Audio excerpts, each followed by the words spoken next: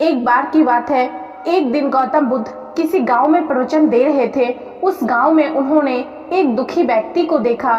उस व्यक्ति ने बुद्ध के चरणों में गिरकर अपने दुख दूर करने का उपाय जानना चाहा।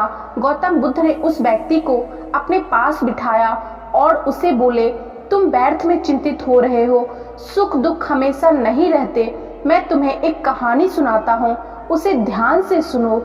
किसी नगर में एक सेठ रहता था। वह बड़ा ही उदार और परोपकारी था। उसके दरवाजे पर जो भी आता वह उसे खाली हाथ नहीं जाने देता था और दिल खोलकर उसकी मदद करता था।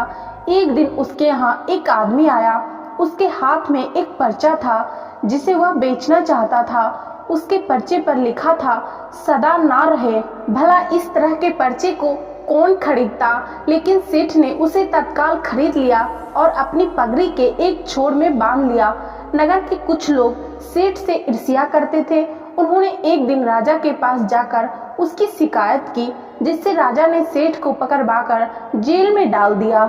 सेठ के जब काफी दिन जेल में निकल गए, सेठ बहुत दुखी था। क्या करे, उसकी समझ में कुछ नहीं आ रहा था। एक दिन अचानक सेठ का हाथ उसकी पगड़ी की गांठ पर पड़ गया। उसने गांठ को खोलकर पर्चा निकाला और उसे पढ़ा। पढ़ते ही उसकी आंखें खुल गई।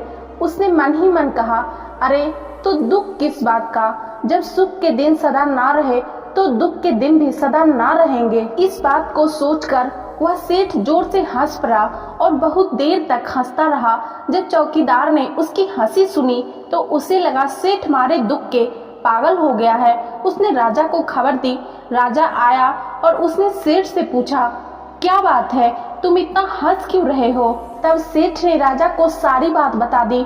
उसने कहा, राजन, आदमी दुखी क्यों होता है? सुख दुख के दिन तो सदा बदलते रहते हैं। सुख और दुख तो जीवन के दो पहलू हैं। यदि आज सुख है तो हो सकता है कि कल हमें दुख का मुंह भी देखना पड़े, और यदि आज दुख है तो हो सकता है कल हमें सुख भी देखना पड़े। सेठ की बात सुनकर राजा को अपनी गलती का एहसास हुआ और उसने सेठ से माफी मांगी। उसने सेठ को जेल से बाहर निकलवाकर उसके घर भिजवा दिया।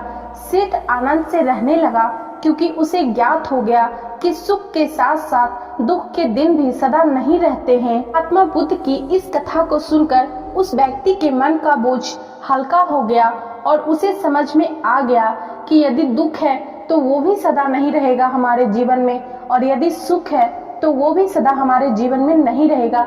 इसलिए हमें सुख और दुख दोनों के लिए हमेशा तत्पर रहना चाहिए।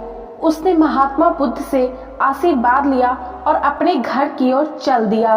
दोस्तों, महात्मा बुद्ध की इस कहानी से हमें यही सीख मिलती है कि यदि हमारे जीवन में दुख आता है तो हमें घबराना नहीं चाहिए। हमें धैर्य के साथ उस समय को काटना चाहिए, क्योंकि इस संसार में कुछ भी स्थिर नहीं है, क्योंकि परिवर्तन ही इस संसार का नियम है। यदि सुख है तो दुख में परिवर्तित हो सकता है, और यदि दुख है तो वो भी सुख में परिवर्तित हो सकता है। महात्मा बुद्ध की ये कहानी आप लोगों को कैसी लगी कमेंट करके जरूर बताइएगा, और वीडियो को लाइक जरूर कर दीजिएगा, और चैनल पर नए हैं तो चैनल को सब्सक्राइब करके बेल नोटिफिकेशन जरूर प्रेस कर लीजिएगा, ताकि हमारे चैनल पे आने वाले अगले सभी वीडियो का नोटिफिकेशन आप लोगों तक पहुंचता रहे।